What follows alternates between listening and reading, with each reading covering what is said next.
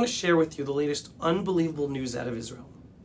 But first, let me raise the following questions about what I am going to speak to you about. Israeli Prime Minister Benjamin Netanyahu has announced that the government plans to fire the director of the Secret Service, Ronen Bar. But the political left in Israel is going crazy, once again, stating that this step will destroy Israeli democracy, end quote. You know how many times they call people to protest because of that? But how can this step destroy Israeli democracy if Israeli law gives the responsibility for hiring and firing the director of the Secret Service to the government? On top of that, they are warning Netanyahu once again that they will, quote, burn the country down if he fires this director of the Secret Service. What is going on here? So there are many levels to understanding this latest development, so stick with me. And as I've been explaining for years, Israel is run by an unelected deep state of leftist government officials led by a judicial system and Supreme Court who work against the will of the people. Right? This is something similar to what America has and what Trump's working against. And this is all despite the fact that Israelis consistently vote for Netanyahu and right-wing policies. The so-called judicial reform protests before the war, that was the deep state's war to hold on to power, because the judicial reform was about strengthening Israeli democracy and balancing the powers of the authorities to stop the total 100% control over the country by the justice system. Unfortunately, their protest movement succeeded not only in stopping the judicial reform, but also in paralyzing the government and destroying the IDF's readiness for war, resulting in Hamas attacking on October 7th, where we witnessed an absolute catastrophic intelligence and military failure, once again led by senior commanders who were more interested in serving the deep state's agenda to topple Netanyahu's government. That's why they didn't call out the horrendous insurrection, more than they were in protecting the nation of Israel. Here are just some reminders from published information regarding October 7th and head of Israel's Secret Service, Ronen Bar, who Netanyahu wants to fire.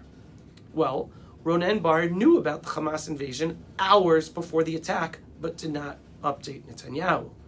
He also sent a team to rescue Secret Service operatives on the Gaza border hours before, but refused to call Netanyahu or alert the army to prepare defenses. In an official response to these failures, the intelligence services explained that they didn't wake up Netanyahu because they only thought a limited attack was going to happen with few hostages being taken, end quote. Bar should have been fired on October 8th for all of that. But Netanyahu held back to avoid dividing the nation when he needed to unify the nation to go out to war.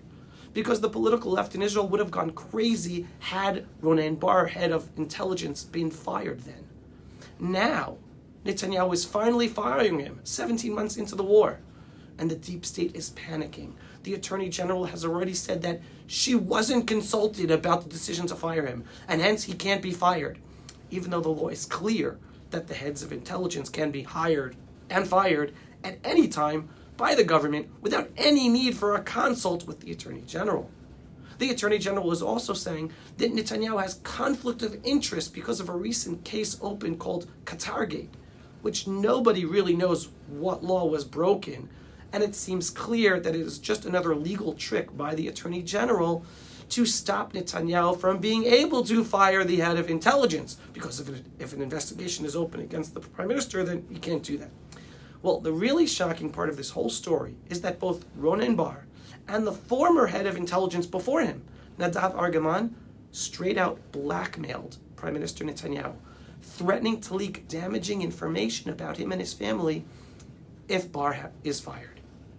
This is criminal and completely anti-democratic. But guess what? The political left is totally supportive of these illegal actions. This blackmail was even broadcast live in a mainstream television interview. And the journalist, Yonit Levy, did not ask, how can you blackmail the Prime Minister? Instead, she asked, quote, when are you going to release that damning information on the Prime Minister? That's what she asked on live television.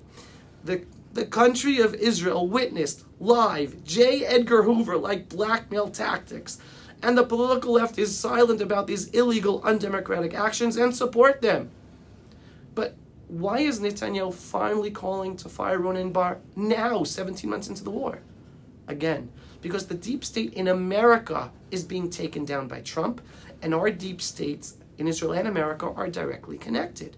If Kamala Harris had become president, Netanyahu would not dare go after the deep state in Israel. You want some proof of the connection? Well, Elon Musk's Doge investigation has already exposed that United States government money has been funneled to anti-judicial reform protests in Israel before the war.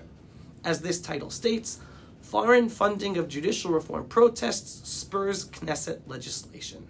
As billionaire Elon Musk and his youthful team of tech wizards tear through America's administrative state, exposing waste and abuse and corruption of funds, reports emerged that the U.S. Agency for International Development, USAID, funded judicial reform protests in Israel. That's the Biden administration.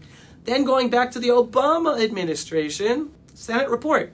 State Department grant also aided campaign to unseat Netanyahu. A bipartisan Senate investigation in 2016 found that the United States State Department had granted funds to One Voice, a group that later supported V15, a campaign opposing Netanyahu in the 2015 elections.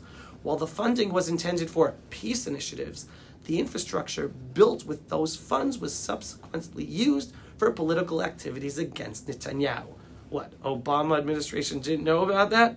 Just like the Obama administration funded the campaign to oust Netanyahu in 2015, the Biden administration funded the pro-democracy protests to also topple Netanyahu in the name of democracy. And this is all that is already public. Who knows and who can imagine what other information Elon Musk and Doge might find out in the continuing investigations that they're doing regarding U.S. funding. But I digress. The Biden administration did not call for regime change in the Islamo-Nazi enemy state of Iran, but they were actively funding for regime change in Israel, a democratic ally. And that's why Netanyahu couldn't move against Israel's deep state until Trump was elected. So who is behind the pushback against Barr's firing today? The very same pro-democracy protesters who claim to be defending democracy during the judicial reform protests. But people should be smart enough to analyze the situation and ask, what does democracy have to do with the firing a head of intelligence? Since when is it okay for a failed head of intelligence, very much responsible for the failure of protecting a nation on the worst massacre of our people in our modern history, to tell the government that he won't be fired, but he will only leave when he decides to leave and after he chooses his own replacement? Why is that pro-democracy? That is all anti-democratic, as it literally goes against the law that allows a government to fire and replace an intelligence director.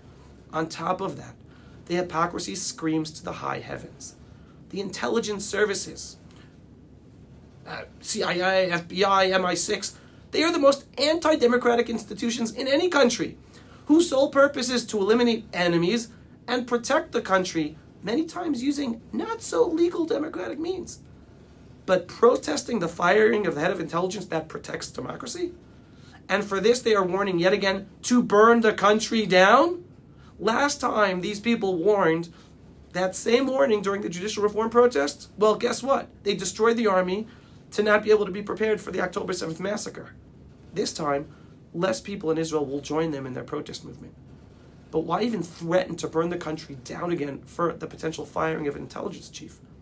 Maybe protesting his firing is not about protesting democracy, but the deep state preventing someone else replacing him who will either reveal the depths the deep state has abused the intelligence services to manipulate our lives and stop it.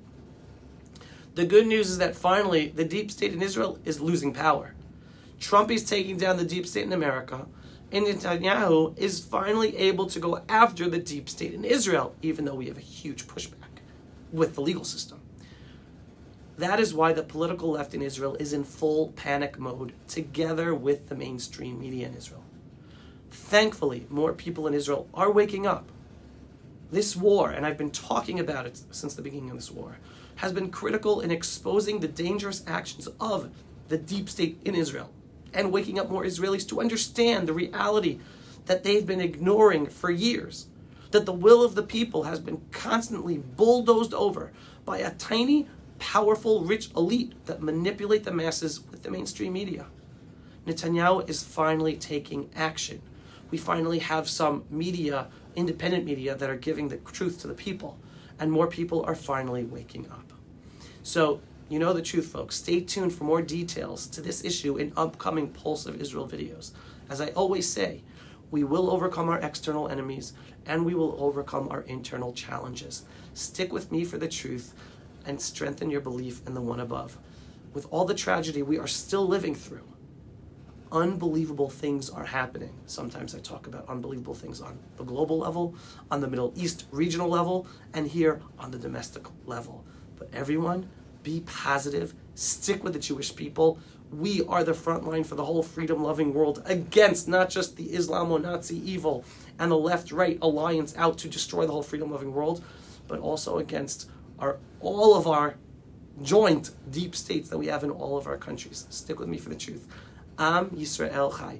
If you are not yet a subscriber to our daily Pulse of Israel videos with a belief-based, inspiring, politically incorrect truth, what are you waiting for? Go to pulseofisrael.com and click to subscribe.